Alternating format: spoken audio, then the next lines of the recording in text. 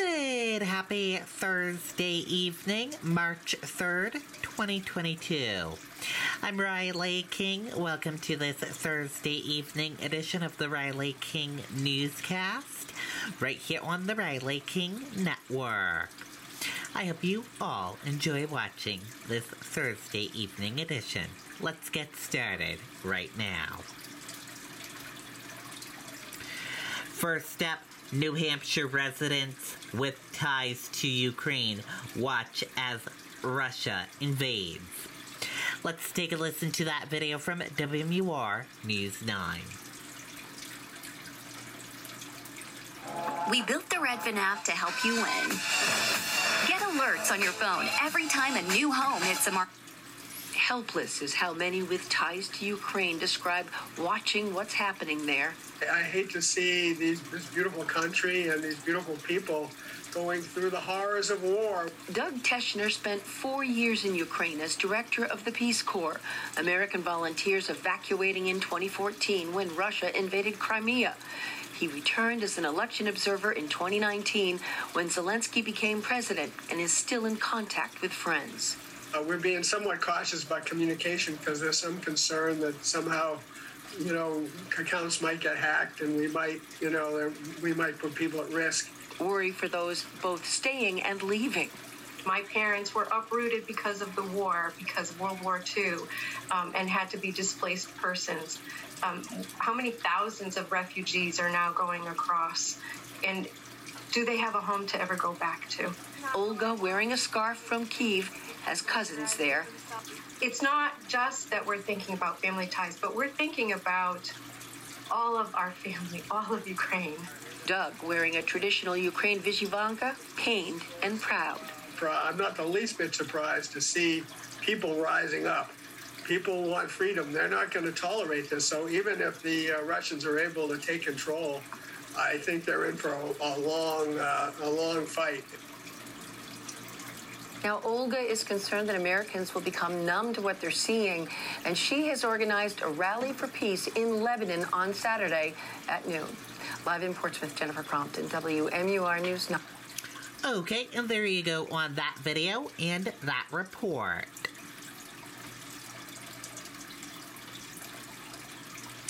Apparent explosion sparks 5-alarm fire in Bradford. 2 critically hurt, officials say. Let's take a listen to that video from WMUR News 9.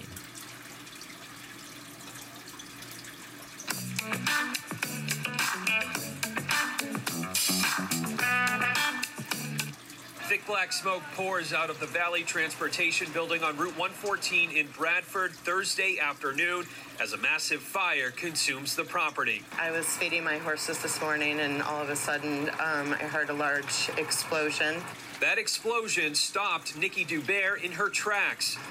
I saw the quintessential mushroom smoke in the air. Dubert jumped in her car and headed towards the scene. It looked like the initial explosion had lifted off the roof of the building.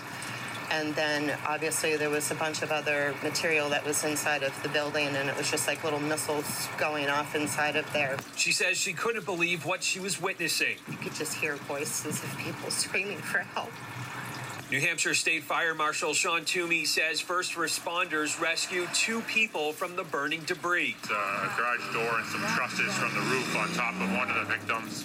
They were able to get them out and transported 2 people to the hospital. A couple of the police officers sustained some minor burns. The building houses school buses for the Kearsarge Regional School District. Toomey says it's unclear what caused the explosion. The investigation is just beginning. That will be a long, ongoing process. We're just conducting interviews at this point.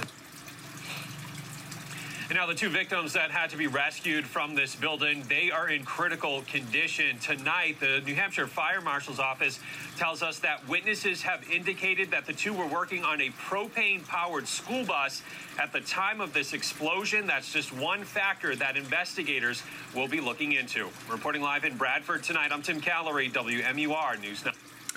Okay, and there you go on that video and that report.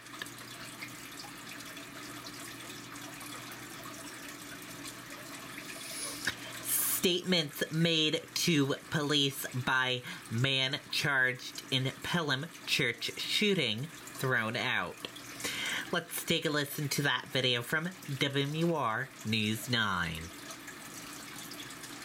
Moving to a new state doesn't have to be stressful. Keep frustrations under wraps by using the U.S. Department of Transportation's free checklists and how-to. Well, the judge said this is a close call, ultimately saying he was not convinced that Dale Holloway voluntarily and knowingly waived his Miranda rights. Holloway is representing himself, charged with attempted murder and accused of shooting two people at a 2019 wedding in Pelham. He asked the court to suppress some statements that he made to law enforcement on the day of the shooting. His request was granted today because of an invalid Miranda waiver. While troopers read Holloway his Miranda rights, the judge says the audio was poor and muffled, also saying they did not use a written Miranda waiver form. And he says Holloway spoke of hearing voices in his head, casting doubt on the validity of that Miranda waiver. A former county attorney not involved with this case says prosecutors will have other forms of evidence. In this situation where it appears there are several witnesses to what took place, the defendant's statement is not as crucial as it might be in other types of cases. Now, Holloway is already serving prison time for assaulting his original public defender. His trial for the church shooting has been delayed. A new date could be set during a hearing next month. Reporting live, Mike Cronin, WMUR News 9. Okay, and there you go on that video and that report.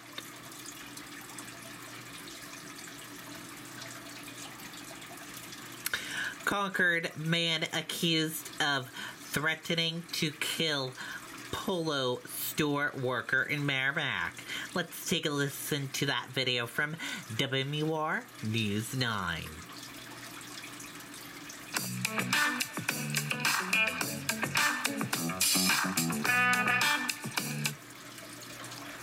Just about 11:30 yesterday morning, Merrimack police responded to a report of a robbery at the Polo Ralph Lauren store at the Merrimack Premium Outlets.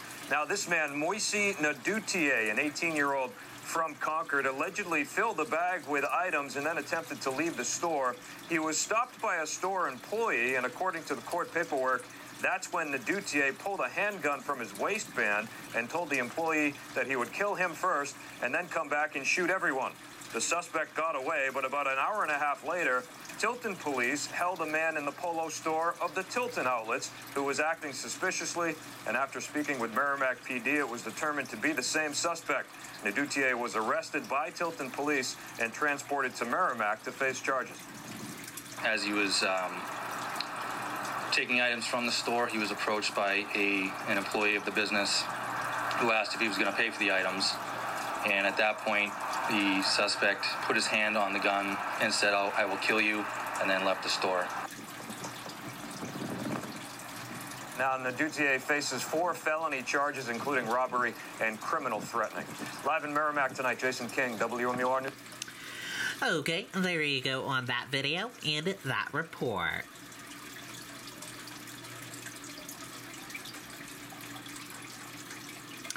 Three more die of COVID-19 in New Hampshire as hospitalizations drop. Let's take a listen to that video from WMUR News 9.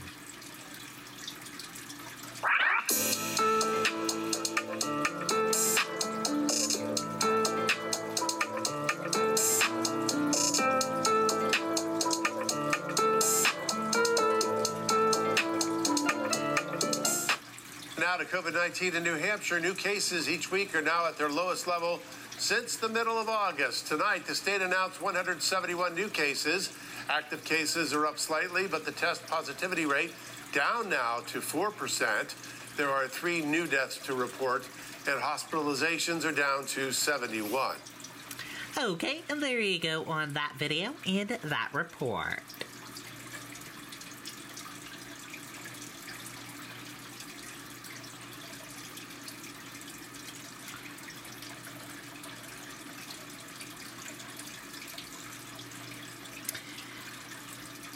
"95-year-old crossing guard in South Carolina hangs up vest for the last time.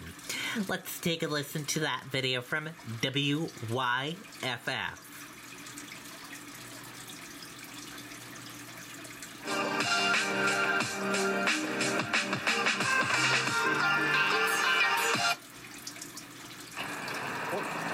In the middle, I let them out.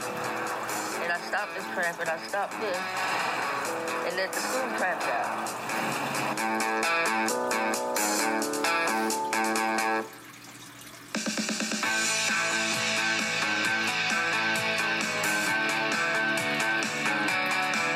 And I like helping the students cross the road. I like the traffic. And I just had no problem, so I liked it.